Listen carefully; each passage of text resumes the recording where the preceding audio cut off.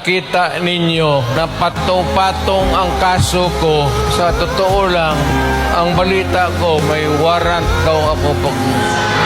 Matagal na akong hinahabol ng mga putang ina. Ano man ang kasalanan ko, na ginawa ko man ang lahat sa panahon ko para may konting katahimikan at mapayapa ang buhay ng Pilipino.